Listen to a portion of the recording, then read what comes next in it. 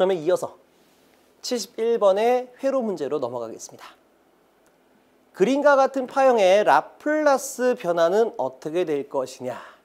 자, 우리가 이 라플라스 변환을 할 때요.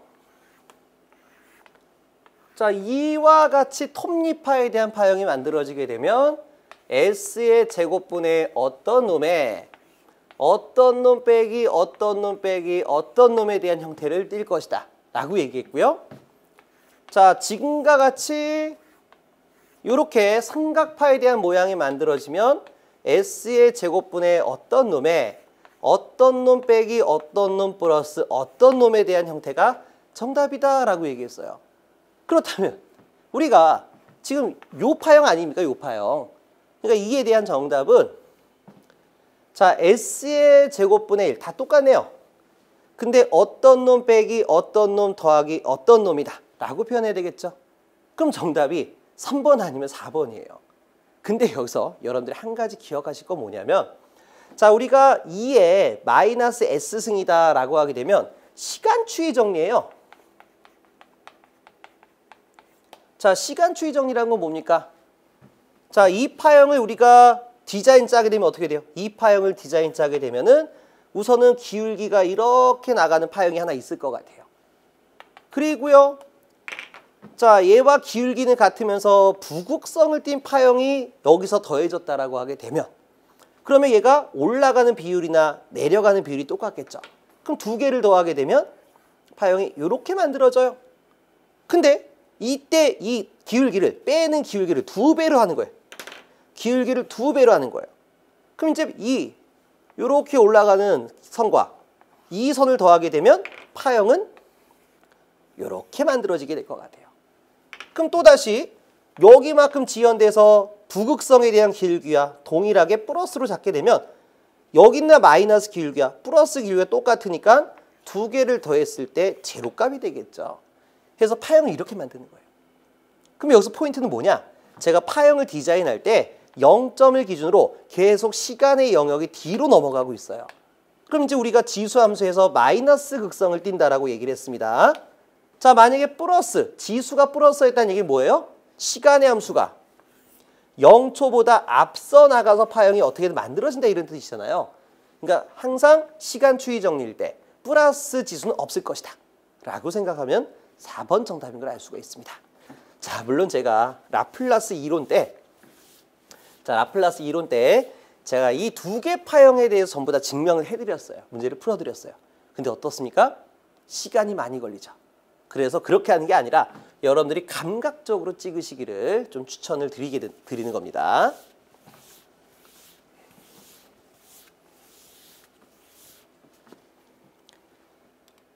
자, 다음으로 72번 문제 한번 읽어보도록 하겠습니다.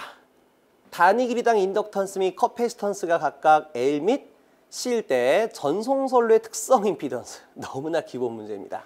자, 우리 선로에 있는 특성 임피던스 또는 파동 임피던스 어떻게 구한다고요? 루트 능에 대한 글자를 기억해라. 루트 능, C분의 L, 능자 모양이 되는 거죠. 그래서 이와 같이 쓴 거 1번이 정답이 되겠습니다. 자, 다음으로 73번 문제. 전압의 V를 RL 직렬회로에 인가했을 때 제3고조파 전류의 실효값. 자, 이것도 너무 쉽습니다. 자, 3고조파 전류의 실효값을 구하기 위해서는 3고조파 차원에 따른 임피던스 분의 3고조파 전압의 실효값으로 구하시면 돼요. 자, 그렇다면 이제 우리가 기본파에 따른 임피던스 값 어떻게 구해요? 자, 현재 RL 직렬회로예요. RL 직렬회로. 그렇다면 여기가 R 값이 있고요. 여기가 유도 리액턴스. 유도 리액턴스는 오메가 L 값이죠. 그렇다면 이제 우리가 루트 R의 제곱 플러스 우리가 오메가 L의 제곱을 취하면 돼요. 근데 3고조파에 대한 자, 여기에 3고조파가 유입되는 겁니다. 자, 3고조파에 대해서 파형을 분석해봐라 라고 하게 되면 자, 고조파라는 거는 자, 기본파가 한번 나왔어요. 자, 그랬을 때 파형이 한 번, 두 번, 세 번 조화를 이루면 3고조파다 라고 말했죠. 그럼 자, 주파수라는 게 1초를 기준으로 1초를 기준으로 이런 주기적인 파형이 몇 번 나왔냐. 1초에 이런 파형이 60번 나오면 60Hz다 라고 말한 거예요. 근데 3구조파는 기본파가 한 번 나올 때 몇 번? 한 번, 두 번, 세 번 나온 것만큼 주기 숫자가 3배 늘어난 거예요. 그 말은 뭐예요? 주파수가 3배 증가한다는 얘기입니다. 그러니까 이때 오메가라는 거는 2파이 F로 주파수의 함수가 되기 때문에 3구조파 영역에 대해서는 오메가 값도 3배 증가하게 될 것이다 라고 볼 수가 있어요. R 값은 변하지가 않습니다. 근데 리액턴스 값은 변화를 가질 것이다. 자, 그래서 3구조파 영역에 따른 임피던스 값은요. 루트 R의 제곱 플러스 주파수가 몇 배 커진다고요? 3배 커진다라고 얘기했어요. 그러면은 루트 R 값은요 8이고요. 8의 제곱 플러스 오메가 L 값이 2가 되니까 3을 곱하면 6이 되겠죠. 6의 자승분의 3구조파. 자, 주파수가 3배가 된 게 이게 바로 3구조파죠. 그렇다면 사인 앞에가 이게 무슨 값? 최대값이고 루트를 뺀 나머지가 무슨 값? 실효값이 됩니다. 그래서 3구조파 전압의 실효값은 200V가 되겠죠.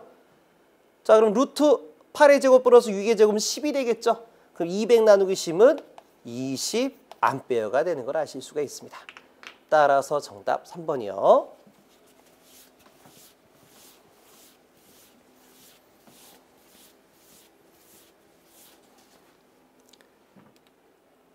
자, 다음으로 74번 문제 보겠습니다. 내부 임피던스가 0.3 플러스 J2가 되는 발전기에 임피던스가 1.1 플러스 J3인 선로를 연결하여 어떤 부하의 전력을 공급하고 있다. 이 부하의 임피던스가 몇 옴일 때 발전기로부터 부하로 전달되는 전력이 최대가 되느냐. 최대 전력 전달 조건입니다. 최대 전력 전달 조건이 되기 위해서는 부하가 가지고 있는 저항과 전원 측의 저항이 똑같아야 돼요. 전원 측의 저항이 3이면 부하 측의 저항도 3일 때 저항값이 서로 매칭이 됐을 때 최대 전력을 전달할 수가 있다라고 했습니다. 단 조건이 있어요. 계통의 허수 성분이 제거가 돼야 돼요. 무효 전력이 없어야 돼요. 그래서 우리가 발전기, 자, 전원부 발전기 쪽에 가지고 있는 임피던스를 Z 제너레이터 이렇게 하겠습니다. 이 값이 얼마? 3 플러스 J2다. 이게 3 플러스 J2다. 그 다음에 라인에 걸려진 임피던스, 선로 임피던스가 1.1 플러스 J3이다 라고 얘기했습니다. 자, 계통이 이렇게 연결된 거예요. 이렇게. 그렇다면 여기에는 부하가 얼마 걸려줘야 되느냐? 부하가 얼마 걸려줘야 되냐? 자, 우리가 이제 Z0는 ZG 플러스 ZL이라고 할게요. 다시 말해 전원 측으로 바라봤을 때 임피던스를 Z0라고 할게요. 그러니까 두 개가 더해진다 이런 얘기입니다. 그래서 ZL은 Z0의 공액복소수다 이런 얘기예요. 공액복소는 뭐예요? 실수의 크기는 같고 허수의 부호가 반대가 되는 조건이죠. 그렇기 때문에 자, Z0는요. 두 개 더하는 거니까 실수끼리 더하면 얼마가 됩니까? 1.4가 되고요. 플러스 J에 허수끼리 더하게 되면 2 더하기 3이니까 J5가 되는 거예요.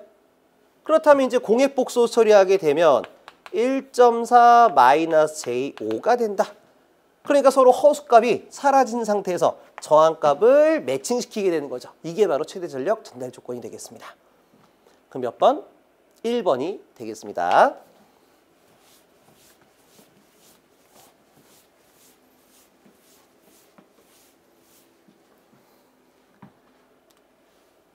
자, 다음으로 75번 문제 보겠습니다. 회로에서 시간이 0초에서 전압이 2에 마이너스 4T를 인가했을 때 V2 값은 얼마가 될 것이냐? 단 R이 2옴, L이 1헬리가 됩니다. 자, 먼저 우리가 회로에 전압이 나왔으니까요. 선로에 흐르는 이 회로에 흐르는 전류값을 구하세요. 전류값을 구하세요. 그러면 이제 우리가 이 R 양단에 걸려진 단자 전압이 바로 무슨 전압과 같다? 출력 전압과 같다라고 얘기할 수가 있겠죠. 그렇다면은 출력 전압은 전류 곱하기 저항값이다라고 말할 수가 있어요. 근데 여기서 한 가지 문제점이 있습니다. 우리가 전압이 V1T, 전압이 상수값으로 나온 게 아니라 2의 마이너스 4T. 자, 이게 함수가 복잡하게 나와요. 그럼 우리 회로 연산하기가 조금 골치 아플 때 사용하는 방법이 뭐가 있어요? 바로 라플라스 변환이 있습니다. 그래서 여기는 회로를 라플라스 변환된 영역으로 해석하게 되면 너무나도 쉽게 문제를 푸실 수가 있다. 자, 그러면 입력에 대한 전압을 V1S로 바꿔주고요. 물론 V1S는 자, V1S라는 거는 얘를 라플라스 변환시킨 거죠. 그러니까 2에 마이너스 4T를 라플라스 변환시키게 되면 S 플러스 4분의 1이다 라고 얘기할 수가 있어요. 자, 이거 뭐 설명 생략하겠습니다. 자, 그 다음에 L 값은요. L 값은 LS 값으로 바꿔주고요. R 값은 그대로 R로 갑니다. 그럼 회로에는 자, 이와 같은 IS 전류가 흘러가게 돼요.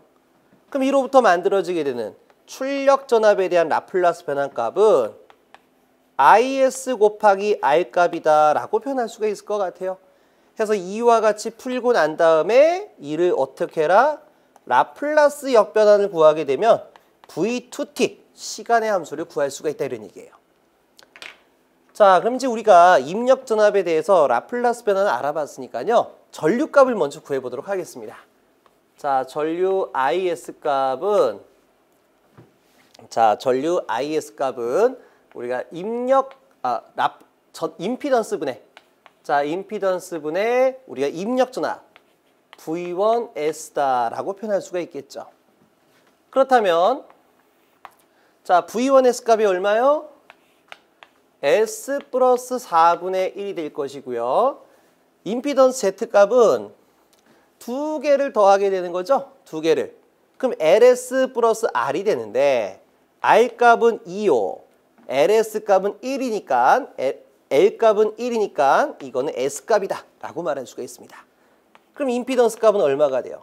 임피던스 값은 LS 플러스 R에서 다시 한번 쓰면은 S 플러스 2가 된다라고 말할 수가 있습니다.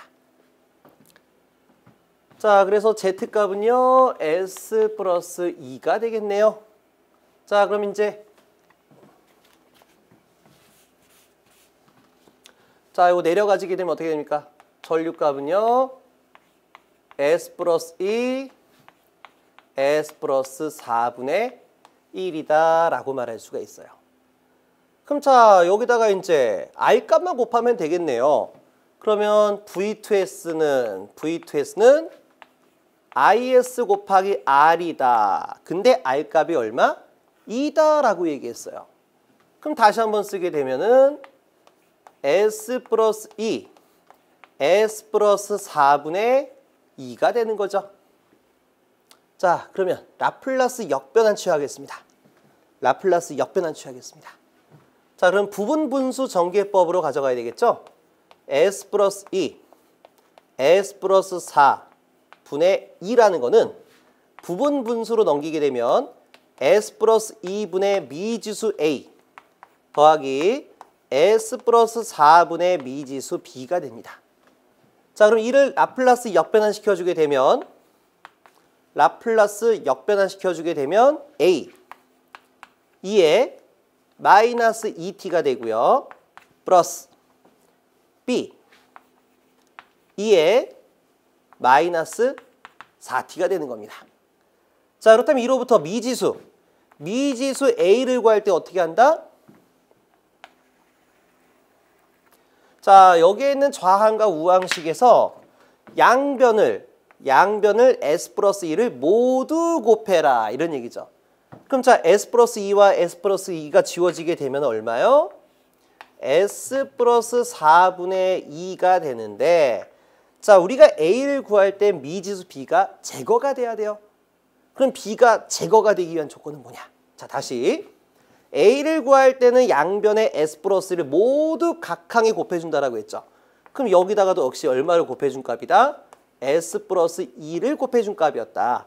근데 이 값이 0이 되는 조건으로 곱해주게 되면 미지수 b 곱하기 0은 제로 아니에요. 그렇기 때문에 이 항이 제로가 되기 위한 조건은 S가 얼마였다? 마이너스 2였다 이런 얘기입니다.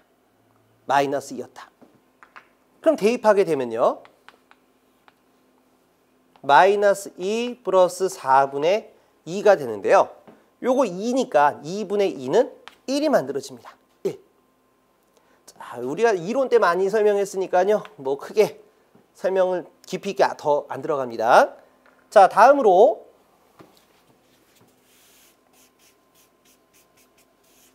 자, b를 구하고 싶다. 미지수 b를 구하고 싶다. 그럴 때는 좌항과 우항에 모두 뭐를 곱해라? S 플러스 4를 곱해주고 곱해주고 곱해주라 이런 얘기예요. 그럼 S 플러스 4가 지워지니까 B는 나오겠죠. 그럼 S 플러스 4 지워지게 되면 뭐가 남아요? 여기는 S 플러스 2분의 2가 남겠죠. 근데 마찬가지예요. 여기다가도 뭘 곱해준 거예요? 여기다가도 S 플러스 4가 곱해진 건데 이 곱해준 값이 0이었다면 A가 역시 뭐가 된다? 제거가 된다 이런 얘기예요. 미지수가 제거가 된다. 그럼 얘가 0이 되기 위한 S의 조건은 얼마였다? S는 마이너스 4였다 이런 얘기예요. 그러면요. 대입하면 마이너스 4 플러스 2분의 2가 되겠죠? 그럼 마이너스 2분의 2가 되니까 마이너스 1이 되는 걸 알 수가 있습니다. 자, 그래서 A가 1이 되고 B가 마이너스 1 되니까 V2에 대한 시간의 함수 얼마? 2의 마이너스 2t 빼기 2의 마이너스 4t가 정답이다 라고 말할 수가 있겠네요. 그래서 정답을 보게 되면은 1번이 되는 것을 아실 수가 있습니다. 자, 그래서 우리가 이와 같이 좀 복잡하게 문제를 풀었는데요. 자, 이것도 신출 유형에 대한 문제예요. 그래서 사실 이렇게까지 연산을 또 계산을 깊이 있게 들어가는 문제는 많이 없어요. 그래서 여러분들이 이해가 되더라, 푸실 수 있다라고 하게 되면 가져가면 좋겠지만 조금 난해한 것 같다, 어렵다라고 하신 분들은 2번 문제 과감하게 삭제하셔도 합격하시는 데는 전혀 지장이 없을 것 같습니다. 자, 다음으로 76번 문제 보겠습니다. 동일한 저항 R이 6개를 그림과 같이 결선하고 대칭 삼상전압 V를 가했을 때 전류는 얼마가 될 것이냐. 자, 여기 물어보고 있어요. 그렇다면 우리가 델타 결선은 성간전압과 상전압은 루트 3배만큼 차이가 나기 때문에 다시 말해 자, 델타 결선은 성간전압을 V를 걸게 되면 상전압은요 루트 3배만큼 작아진 루트 3분의 V가 걸리게 되고 자, 여기 회로에 임피던스가 있었다라고 하게 되면은 옴의 공식으로 임피던스분의 전압을 나눠주게 되면 회로에 흐르는 상전류를 구할 수가 있다. 또는 상전류를 구했다는 얘기는 회로에 흐르는 선전류를 또 구할 수 있다는 얘기죠. 얼마요? 상전류의 다시 루트 3배로요. 자, 그래서 우리가 일반적으로 회로에서는 이와 같이 들어가지게 되는데요. 자, 이번 문제 좀 불편한 사실은 뭐가 있냐면 자, 회로에 연결된 성간전압이 여기에 걸려져 있어요. V가. 그리고 선로에는 R 성분이 있는 것만큼 여기서는 뭐가 발생한다? 전압 강화가 만들어진다는 얘기예요. 그래서 우리가 앞에 뒤쪽에 설명했던 성간전압과 상전압은 루트 3배만큼 차이가 난다라는 조건은 성간전압이 여기 걸렸을 때를 가지고 얘기하는 거예요. 그러다 보니까 여기 있는 V와 여기 있는 V는 다를 수밖에 없겠죠. 왜? 전압 강화가 만들어졌으니까요. 그래서 우리가 이 방식은 사용할 수가 없다. 자, 그렇다면 이제 우리가 문제를 어떻게 접근을 해야 되냐면 자, 이론 때도 많이 강조를 했었죠. 자, 우리가 전원부를 자, 부하를 델타 결선을 뭐로 바꿔줘라? Y 결선으로 등가 변환을 시켜줘라. 그렇다면 자, 이렇게 Y 결선으로 등가 변환 시켰을 때 자, 저항의 크기가 똑같았을 때 R값은요. 저항값은 Y로 바꾸게 되면 저항이 얼마로 줄어든다? 3분의 1로 줄어든다 라고 얘기했어요. 자, 뭐 자세히 그릴까요? 자, 델타 결선 시의 저항의 크기가 모두 같았다면 Y 결선으로 바꾸게 되면 저항의 크기가 얼마로 줄어든다? 3분의 1 값으로 줄어든다 라고 얘기했습니다. 그렇다면 이제 우리 선로에 걸려진 저항값이 R값이고요. R값이고요. 자, 우리 전원부가 Y결선이었다고 한번 가정 한번 해보세요. 그럼 Y결선의 성간전압이 V볼트란 뜻입니다. 그렇다면 전원부의 상전압은 몇 볼트가 되겠어요?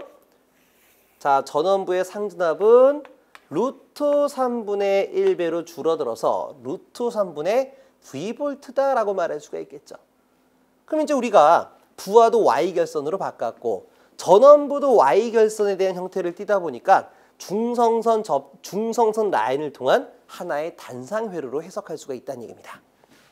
자, 그렇다면 이제 우리가 이 회로 선상에 흐르는 선전류 크기 값을 구할 수가 있을 것 같아요.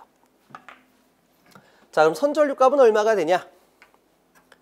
자, 첫 번째 선전류 값은 단상 회로가 되기 때문에 회로에 연결된 임피던스 분의 상전압이다. 그러면 임피던스 값은요. 두 개가 직렬이죠? 그러면 3분의 3R이니까 자, 3분의 3R이니까요. 3분의 1 더하기 3분의 3은 3분의 4R이 되겠고요. 전압은 루트 3분의 V가 됩니다. 자, 번분수를 취할 때 우리가 부모님은 안에 계시고 아들은 나가 논다. 막 이렇게 우스갯소리로 얘기를 많이 하잖아요. 그래서 아내끼리 곱한 게 분모 자리가 되는 겁니다. 그러니까 곱해주게 되면 자, 4 루트 3R분의 바깥에끼리 곱하면 3V가 됩니다. 자, 우리가 연산을 할 때 분모 자리에 루트 3이 있으면 기분 나쁘죠? 그래서 분모 분자에 또다시 루트 3을 곱해주게 되면 자, 루트 3 곱하기 루트 3은 3이니까요. 이렇게 서로 약분됩니다. 이렇게. 자, 이로부터 만들어지는 전류의 값은 선전류의 값은 얼마가 된다? 4R분의 루트 3V 암페어가 된다라고 볼 수가 있는 겁니다. 자, 그렇다면 우리가 등가 회로를 시켰다란 말은 뭐예요? 등가. 자, 저항의 크기를 모양을 바꾸면서 저항의 크기도 바꾼 거죠. 이렇게 바꿨다 한들 우리가 전원부에서 부하를 바라봤을 때 전체 저항의 값은 변화가 있다 없다? 없다 이런 얘기예요. 저항의 모양과 크기가 바뀌었을지언정 전원부에서 바라봤을 때 임피던스가 변화가 없어야 등가 회로다라고 말할 수가 있는 거 아닙니까? 그렇기 때문에 이렇게 등가 변환 시켰을 때 회로에 흐르는 전류의 크기와 등가 변환을 하지 않고 회로에 흐르는 전류의 크기는 같을 수밖에 없다 이런 얘기예요. 해서 여기 나와 있는 4R분의 3 루트 3V가 회로의 선전류가 되고 그렇다면 이 델타 결선에 흐르는 상전류 값은 선전류의 다시 한번 루트 3분의 1 값이다. 그러니까 루트 3을 나눠주게 되면 얼마가 돼요? 나눠주게 되면 4R분의 V 암페어가 된다 라고 얘기할 수가 있다는 겁니다. 자, 그래서 이와 같이 나타낸 거 4R분의 V 정답 3번이 되겠습니다.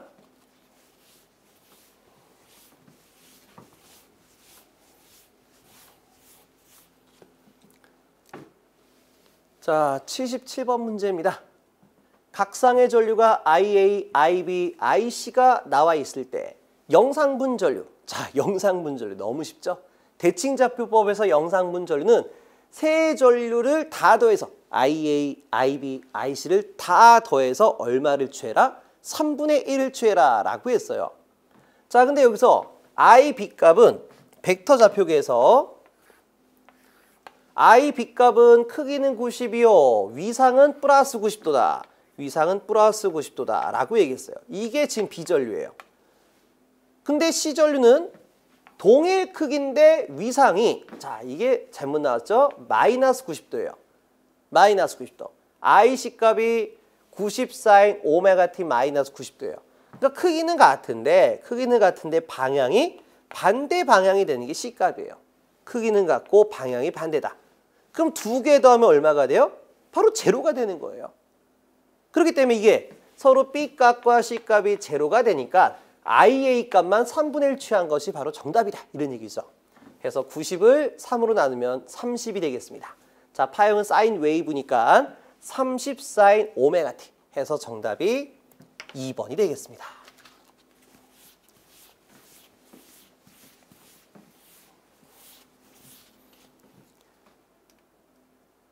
자, 다음으로 78번 문제 보겠습니다.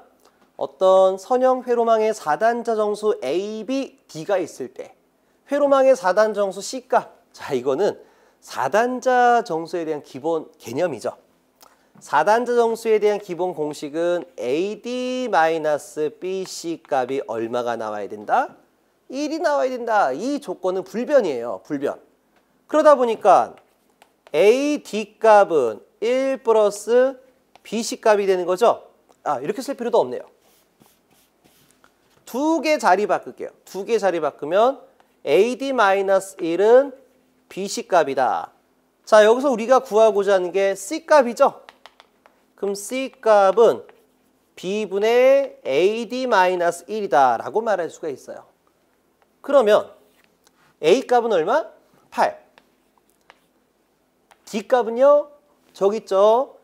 1.625 1.625 플러스 J 마이너스 1의 B값 J2 계산기 누르면 되는 거예요. 계산기.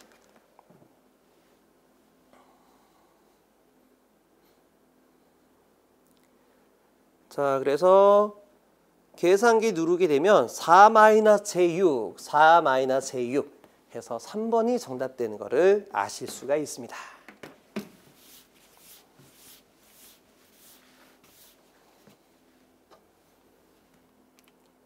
자, 다음으로 79번 문제 보겠습니다.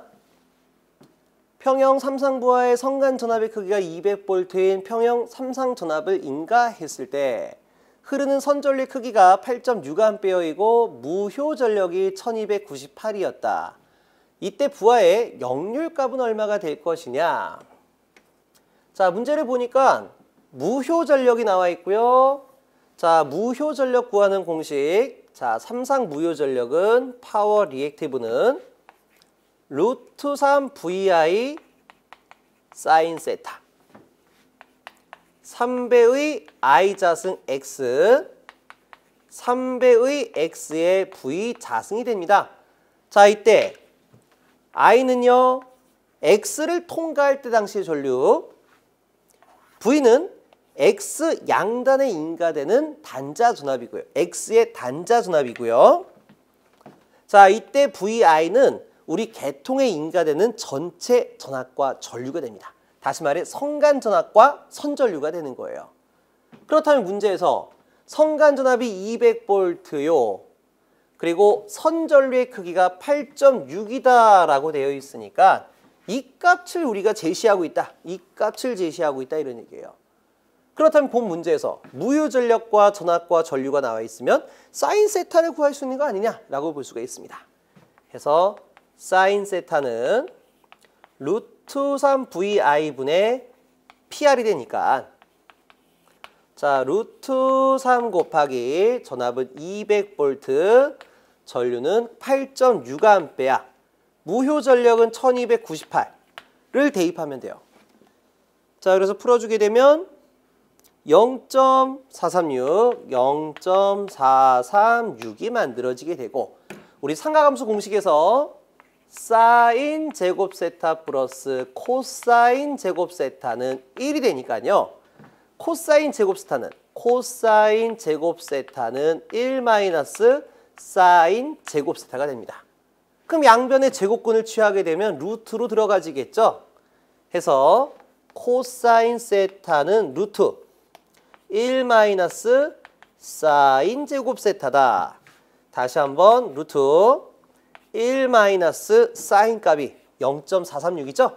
0.436의 제곱을 대입하게 되면 0.9가 되더라. 해서 4번을 체크하시면 될 것 같습니다.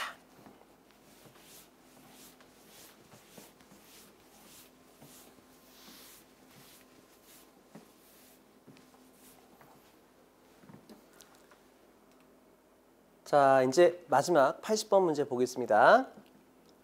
어떤 회로에서 시간이 0초에서 스위치를 닫은 후 전류가 다음과 같다.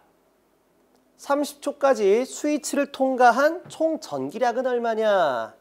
자, 본 문제는요. 틀려도 좋은 문제예요. 틀려도 좋은 문제입니다. 하지만 우리가 수학적 개념이라든가 전기에 대한 기본기가 충실하신 분들은 전부 다 풀 수 있는 그런 기본 문제예요. 자, 먼저 전류에 대한 정의식. 전류에 대한 정의식은 어떻게 됩니까? dt분의 dq다라고 말할 수가 있겠죠? 시간적 변화에 따라 전하의 변화량, 전하의 이동량이 바로 전류가 될 것이다. 그렇다면 미소 전하량 dq는 변수 분리를 시켜서 전류 곱하기 dt다라고 말할 수가 있겠죠. 그렇다면 총 전하량은 얼마냐? 총 전하량은 미소한 전하량을 시간에 대해서 미소한 전하량을 적분을 취하면 된다. 자, 다시 한번 인티그랄 미소 전하량은 전류 곱하기 dt가 되는 거죠. 그래서 우리가 이 적분 구간은 시간의 함수를 집어넣으면 되는 거예요. 그래서 우리가 0초부터 30초까지라고 했으니까 이렇게 적분 구간을 설정하시면 되겠습니다.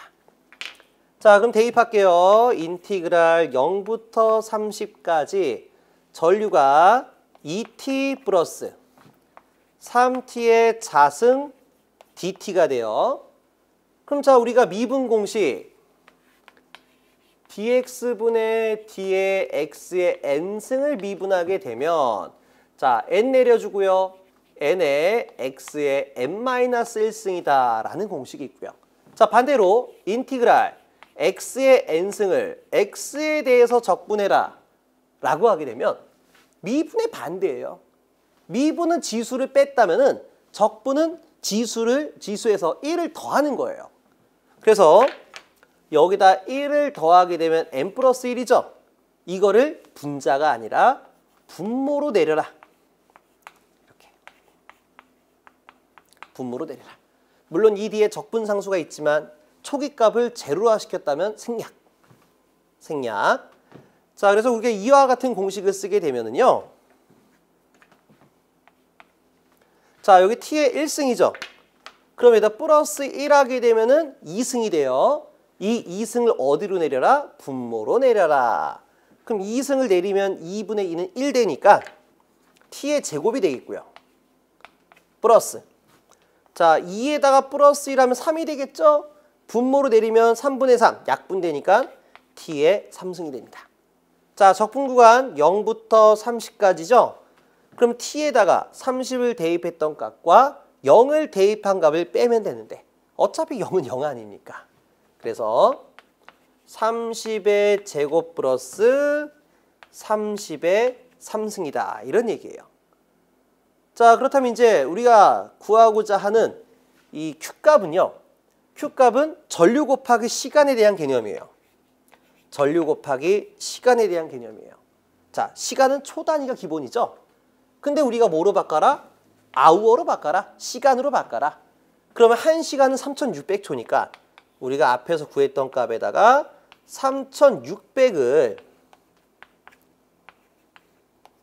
3600으로 나눠줘야지만 암페어 아우어가 된다 이런 얘기예요. 자, 그래서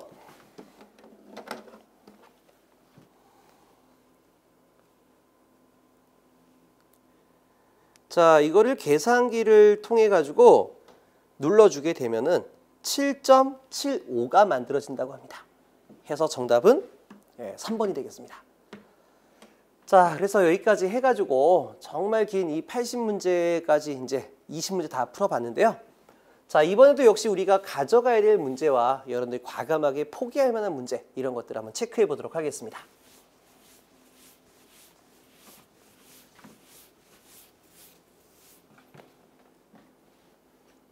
자, 80번은 연산 약하신 분들한테는 쥐약이죠. 그래서 80번 문제는 틀려도 좋다라고 하겠습니다. 그리고 79번 기본, 78번 기본. 자, 76번도 이거 복잡해 보이긴 하지만 우리 많이 연습했던 문제죠? 기본 문제. 자, 75번은 틀려도 좋을 것 같아요. 틀려도 좋습니다. 자, 근데 이건 신규 문제이긴 한데요. 문제가 좀 괜찮은 것 같아요. 그래서 여러분들이 자, 이런 문제들이 있다라는 것들을 한번 연습해 두시면 좋겠습니다. 74번 기본. 자, 71번 문제는 좀 우리가 틀릴 가능성이 높네요. 그래서 틀렸다라 가정하고 자, 전부 다 기본 문제입니다.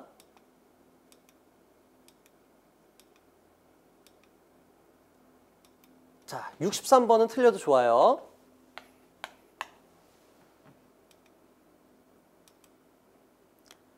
자, 61번 문제. 이거는요. 아마 여러분들이 한 번만 연습했다면 기본 문제긴 한데 시험장에서 이렇게 이게 변형된 문제를 보다 보면 당황하실 수 있을 것 같아요. 그래서 61번 문제도 틀릴 수 있을 만한 문제다라고 제가 생각할 수가 있겠습니다. 그럼 이제 우리가 20문제 중에서 총 5문제 정도를 배제를 했어요.